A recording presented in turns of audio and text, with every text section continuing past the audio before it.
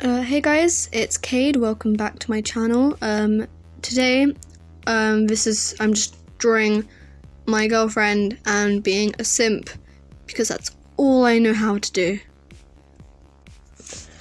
I'm using the fine liners I talked about in my sketchbook tour video, I believe. I still don't, it's all in a foreign language, so I have no idea what brand they are or anything.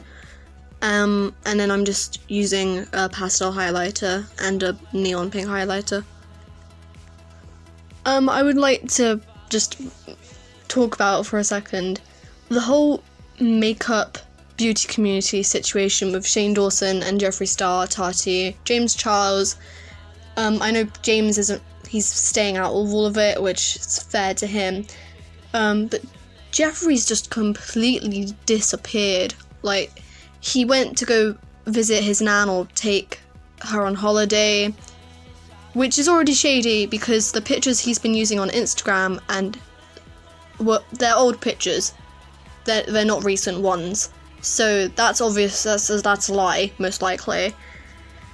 And he's never been so silent, which I think's a telltale sign that he knows he's done something wrong, which is new for once.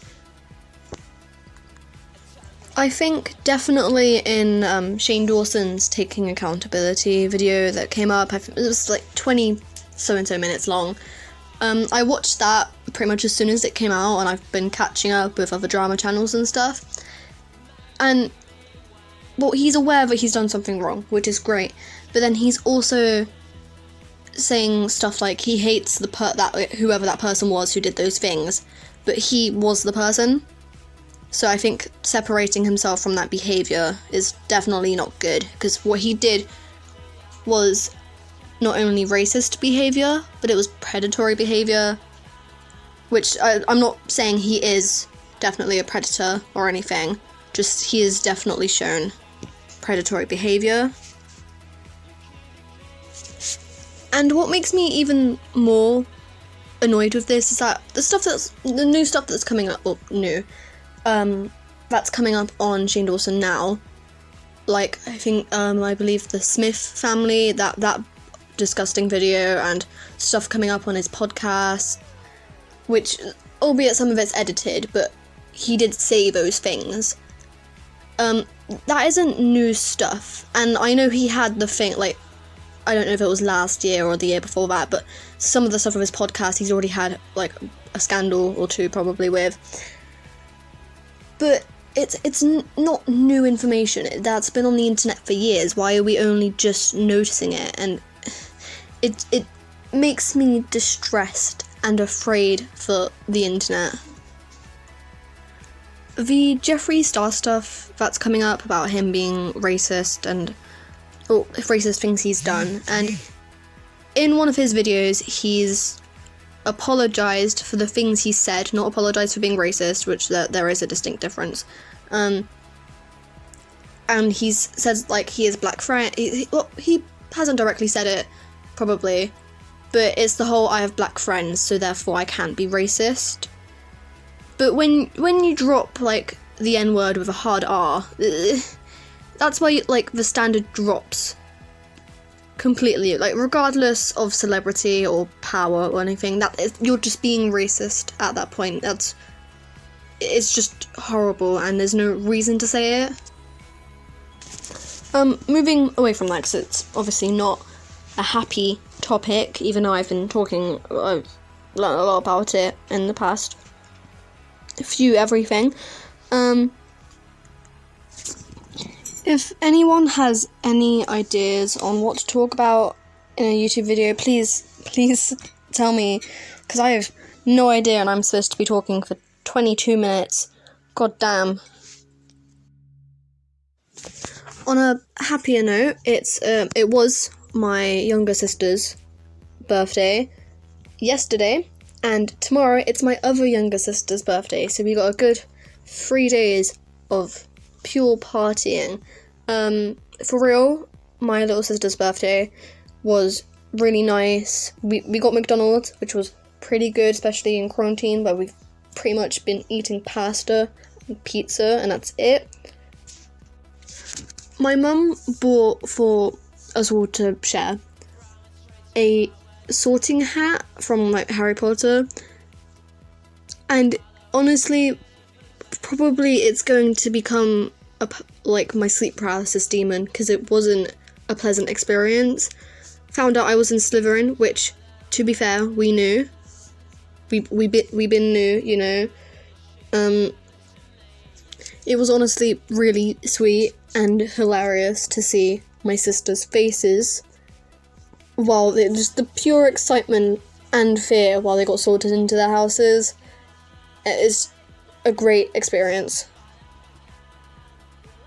Would any of you be opposed or interested in me doing like a makeup / get ready with me video where I just talk about general tea, drama, any more updates on the Jeffree Star Shane Dawson situation, kind of stuff like that, as well as like talking about LGBT stuff, because as a boy who wears makeup,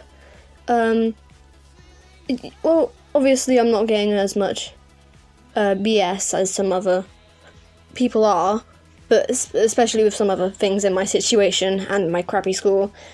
Some of the stuff that's been said about me because I wear makeup, someone called me a drag queen, which I wouldn't have taken as an insult, but in the way they meant it and with some other context is ridiculous, and because that person's supposed to be my friend. You know, just talking about things like that and how like microaggression can affect your life in ways like that, especially like trying to present masculine while wearing makeup, because it is something that I think a lot of people do struggle with, especially in the LGBT community, because I don't think, going based on stereotypes and just daily experiences, I'm pretty sure a lot of straight boys and cis boys don't wear makeup. Moving on, I just spent half an hour not knowing what to talk about, and I ended up procrastinating on watching a YouTube video, but I'm going to talk about something that I can talk about for a long time, because I can do that, and this is my channel. Haha. Spider-Man 3, one of my favourite movies besides the second Shrek movie and Pacific Rim and Pacific Rim Uprising. The Spider-Man 3 movie, which is the one with Tobey Maguire in it, I think it's the first 3 movies that were made about Spider-Man. Gorgeous, beautiful, the height of comedic talent. Not only because like the way it was executed was done, it's because the movie doesn't take itself seriously. It knows it's a joke, which it allows for scenes like the where he walks down the Spider-Man dancing scene, when he's dancing down the street, and every time I watch it, I lose a year of my lifespan, for real.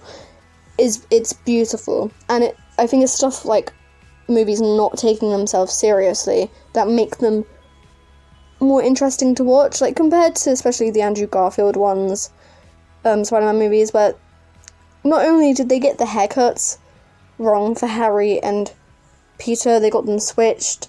It doesn't translate well. It makes you not want to watch the movie when the movie's so gosh darn intense. And with Venom, the symbiote, the black spidery tentacly thing that kind of like half possesses Peter, one of my favourite things ever done, like, I don't think I ever watched the Venom movie that came out fully by itself because I couldn't get into it, but that was done so well. I loved it as a kid, love it now. I can watch that. I did watch that movie on repeat like 20 times a day. The fact that there's a scene, I guess I should say spoilers, but I feel like if you have any self-respect, you should have watched Spider-Man 3.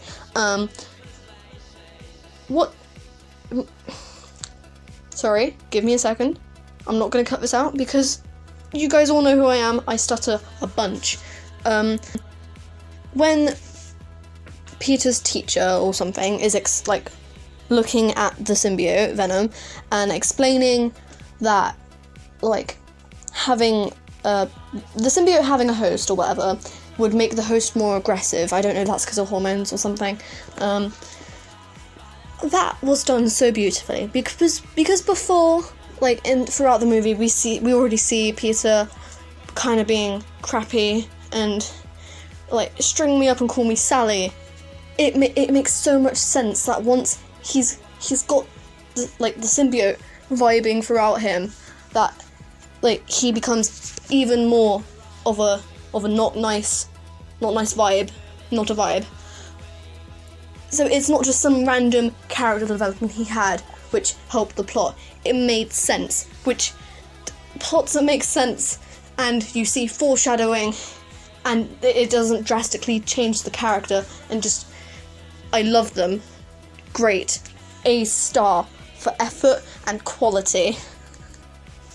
Talking about another movie franchise, I think that's the word, that I like, Pacific Rim and Pacific Rim Uprising. And now, I'm not sure when Pacific Rim came out, but I was, I think, quite young at the time, and oh boy, did that shape my childhood.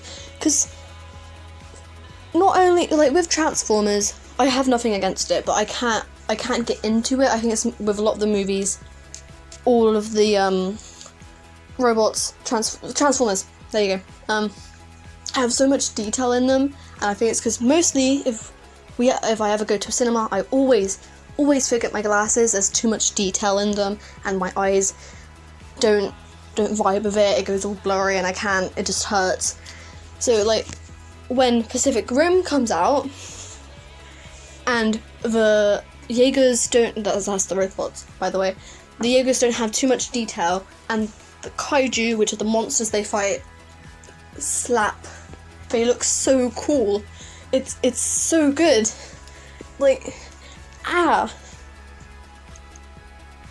You can tell how excited I am, and also because I'm also walking around my room a bunch because I can't translate the pure joy I get without moving around. With Transformers, and I'm using that to compare it because I don't know. It's mostly robots fighting robots, and I know they're technically aliens, but they're not kaiju, which is Godzilla kind of monsters. It's a very good balance of man-made versus aliens, and it's great. With the second movie, Uprising, and also, I guess, spoilers, they plan out stuff really well, although there's a main character death, which isn't really main character. I didn't care much about it, and I didn't register it when I first watched it, 'cause I think they only needed it for an info dump. But ignoring that, nicely done. They've got cool robots, different kinds, they have different weapons, which I kind of think is weird, because, do they really need a whip? Or a sword? Can't they just, they don't need custom weapons like that. But other than that, it's so cool, and with kind of finding out along the way why the kaiju are there, it's not just them being there and being angry at the world. There's a goal in mind. And then with, I forgot his name, which is, I did watch Pacific Uprising very recently. I'm just very dumb. There's a scientist in it, there's two scientists. I love them both with my heart and soul. One of them has brain vibed, forgot the word, with a kaiju. They both have, but this one's been doing it a lot. And him and the brain he's vibing with have kind of conjoined together mentally, and so he's basically being controlled. And it's so good. It makes so much sense, and it's so cool. Okay, I'm done. I will save the at least 5 movies I have and my opinions about them for another day, another time. I'm just gonna talk about some of the whack life experiences I've had. Like, already, I don't think my heart can take a lot. just how I am. But, like, every day has been an existential crisis, and I don't know if that's because of lockdown and isolation and quarantine. Those are all the same things, and that, but also this technically would be my midlife crisis, considering the average lifespan of people in my situation. Anyway, you ever just forget how to breathe? That's how overwhelmed with the situation you are, and it's not always because you're in a bad situation. It's just a lot for your too tiny, dinky Kaminari brain cells to handle. I'm gonna talk about how I finished my sketchbook. This is a new one, which is the last proper big one I have. So, it's gonna take me like at least 7 months to fill, so I'm good for now. Like, my birthday will be in that time. I think it will be in that time. I've lost all sense of time. So I should be good. I will do a sketchbook tour once I go through it and make sure the pages are good, because some of them are really not. But I started this one. I did some pretty gosh darn.